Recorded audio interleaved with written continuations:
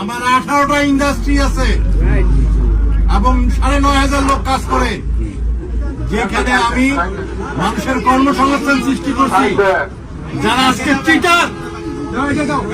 আজকে চিটার বাটপার, যারা ব্যাংকের টাকা লুট করে ব্যাংকের টাকা দেয় না, সেই সমস্ত লোকের বড় বড় কথা, তাদের বড় বড় কথা বন্ধ করতে হবে।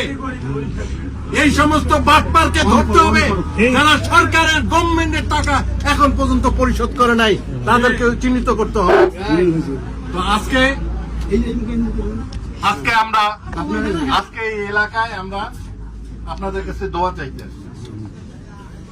চাইতে আসছি। আমাদের এই ইলেকশনের কাজ আমরা শুরু করলাম, এখানে মুরব্বী আছে, সবাই মিলে আমরা আমাদের লাঙ্গলের যে জোয়ার, কিশোরগঞ্জে লাঙ্গলের ঘাটি সবাই ভয় করতেছে এবং হিন্দু মুসলমান সকলে মিলে লাঙ্গলে ভোট দিবে, এইটা ওরা ভয় পাচ্ছে।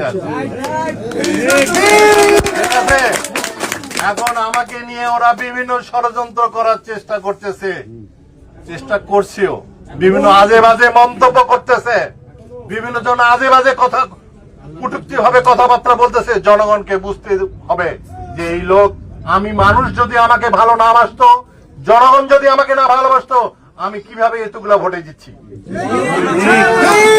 এবং স্বতন্ত্র প্রার্থী হয়ে অবশ্যই বুঝতে হবে আপনারা আজে বাজে লোকের কথা কান দিবেন না। হ্যাঁ, যারা বাটপার তারা বাটপারি কথা বলবে এবং ওই সমস্ত বাটপারির কথাবার্তা কলার ধরবেন যারা আজে বাজে কথাবার্তা বলবে। তো যাই হোক, আমরা ষড়যন্ত্র থেকে দূরে থাকবো, আমরা মোকাবেলা করব জনগণের সঙ্গে, মোকাবেলা করে জনগণের কাছ থেকে আমরা ভোট নিয়ে আমরা সুষ্ঠু নির্বাচনের মাধ্যমে আমরা এমপি হব এবং এলাকার উন্নয়ন করব। আপনারা জানেন আমি এই এলাকায় কয়টা রাস্তা করছি,